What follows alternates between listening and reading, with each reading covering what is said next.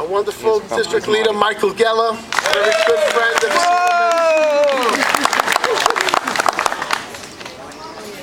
Siegelman. We have Supreme Court Judge Arthur Shack. Tina Chang, the current Poet Laureate of Brooklyn. And of course, as everyone can see, Mr. Brooklyn himself, for our wonderful republic, none other but Marty Markowitz. Yay!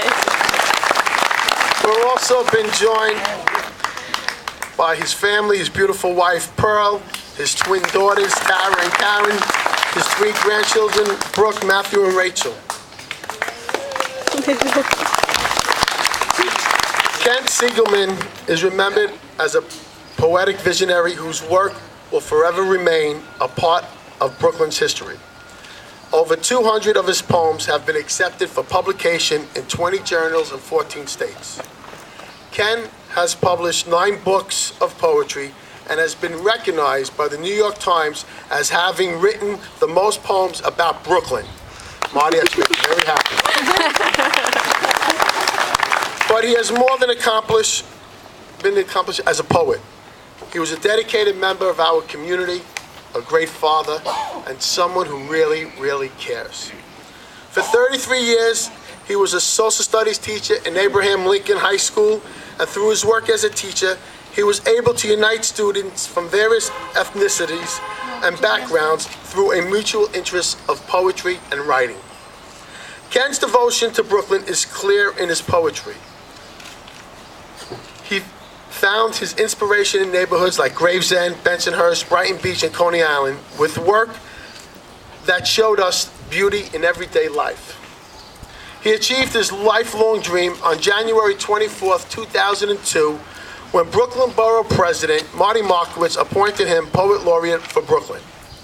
He was an appropriate and fitting tribute to his talent. Soon after, he was recognized by Sandra Feldman and the U of T, who presented him with the John Benzel Award. Ken also initiated poetry outreach, which provided Brooklyn poets with an opportunity to come together and share their talents with the community. These are just some of the countless awards and recognitions he received throughout his career. They even did a great documentary about him, which I was in. Yeah. When he did that? You didn't see it yet. You have to see it. His legacy of dedication and diligence and his amazing talent will never be forgotten. But like all great writers, he lives on through his work. Last Thursday was Poem in Your Pocket Day. One of my favorite days of the year. I used to be the cultural czar of New York, now I'm the finance chairman, but I still love poetry and writing.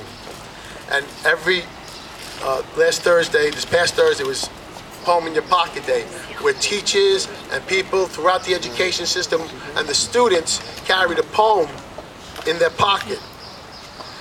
And so this year I said, I'm going to honor Kent Siegelman by having one of his poems in my pocket. And I carried this poem throughout the day. I read it to students, and before I started the finance hearing, I read his poem in his honor.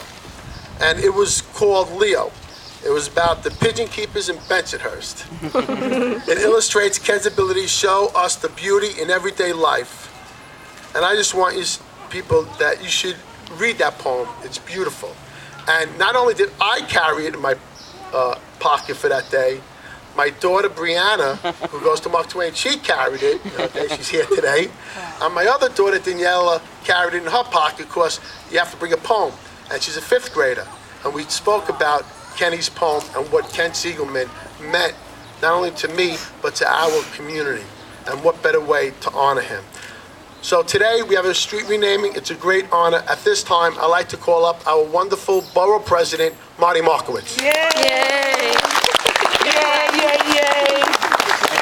Thank you very, very much, Dom. Thank you. Thank you for doing this, introducing the bill in the City Council, and of course for its passage.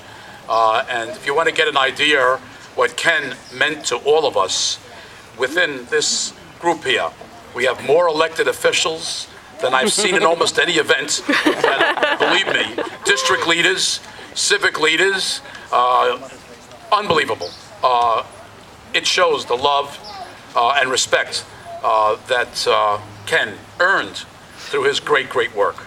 I feel good because Ken's dream of being recognized for his great work as Brooklyn Poet Laureate, I have to tell you, was paid over and over because he became the best-known poet laureate in New York City. He took a position, this is a pro bono, no pay to this position, and he took this position and he brought it to life. And he spent his time nurturing aspiring poets, and through Ken, I found out that maybe half the population are aspiring poets. And most everybody I meet, it's true, has written something along the way and secretly believes that they've written very well. So, you know, he recognized that and he brought it out. He was blessed by his family, and Pearl, you couldn't have a better life mate, that is for sure, than Pearl, who was, you might say, the force alongside, and yes, alongside, sometimes ahead of Ken. But anyway, let me, if I may, I don't normally read up my proclamations during the event, but because I wrote it, I'm going to read it ever so briefly, and I think this sums up my feelings and all of Brooklyn. Brooklyn joins with Pearl, the family, friends, colleagues, and admirers of Brooklyn's Poet Laureate, Ken Siegelman, of blessed memory, as they gather to honor him with the co-naming of the corner of Wolf Street and West 5th to Ken Siegelman Way, to acknowledge his passing and to recognize his extraordinary life career contributions to poetry, and whose love of the written word and commitment to using poetry in education has deeply influenced many.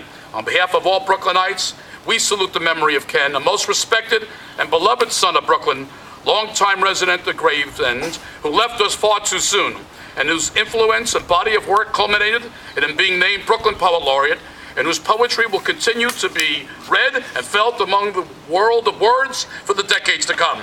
But particularly here in Brooklyn, an educator for